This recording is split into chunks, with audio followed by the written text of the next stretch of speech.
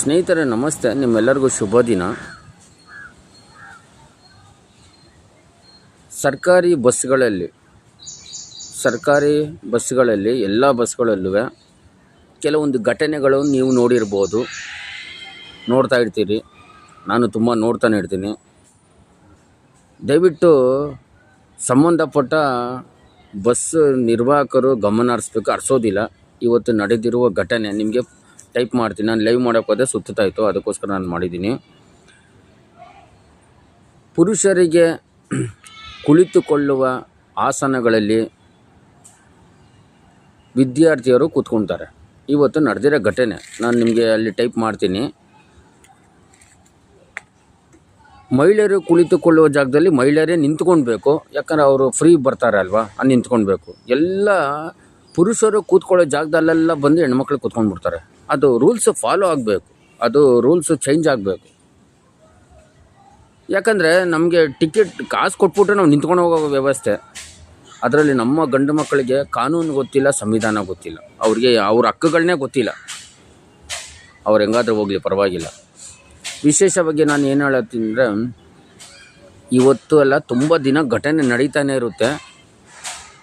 ಬೆಂಗಳೂರು ಮಹಾನಗರ ಸಾರಿಗೆ ಸಂಸ್ಥೆ BMTC 2 ಕ್ಯಾಮ್ರಾಗಳಿರುತ್ತೆ. ಕ್ಯಾಮ್ರಾ ಕೆಲಸ ಮಾಡ್ತದೆ ಇಲ್ವೋ ಗೊತ್ತಿಲ್ಲ, ನಿರ್ವಾಹಕರಿಗೆ ಕಾಣಿಸ್ತದೆ ಇಲ್ವೋ ಗೊತ್ತಿಲ್ಲ, ನನಗೂ ಕೂಡ ಗೊತ್ತಿಲ್ಲ. ಇವತ್ತು ಒಂದು ಬಸ್ಸಲ್ಲಿ ಏನು ಮಾಡೋದು ಅಂದರೆ, ಒಂದು ಹುಡುಗಿ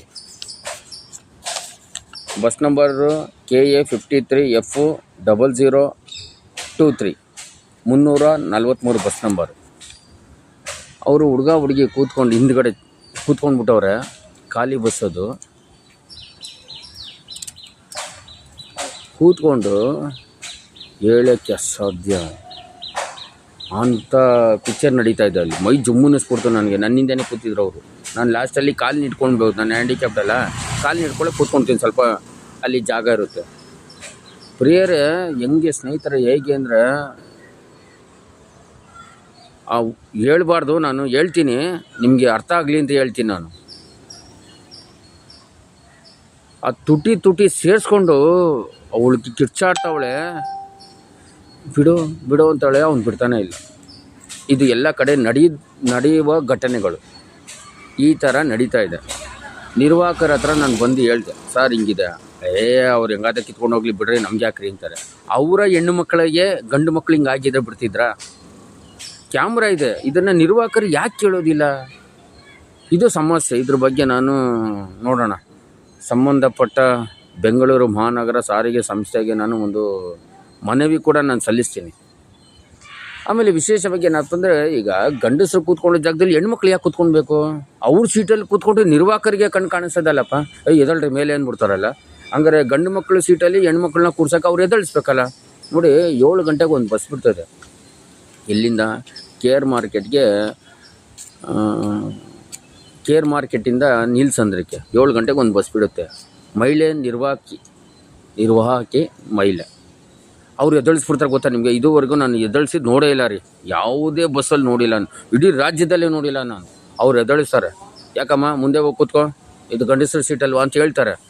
ಇಡೀ ರಾಜ್ಯದಲ್ಲಿ ನಂಬರ್ 1. ನಾನು ಇಷ್ಟು ವರ್ಷ ನೋಡೇ ಇಲ್ಲ ಬಿಡ್ರಿ. ನಾನು ಎಲ್ಲ ಬಸ್ಗಳು ಹೋಗ್ತೀನಿ, ಇಂಥ ನಿರ್ವಾಹಕಿ ನೋಡೇ ಇಲ್ಲ. ಆ ರೀತಿ ಒಬ್ರಿಗೆ ಮಾತ್ರ ಕಾನೂನು ಗೊತ್ತಿದೆ. ಪುರುಷರ ಮೇಲೆ ಒಂದು ಮಾನವೀಯತೆ ಇದೆ.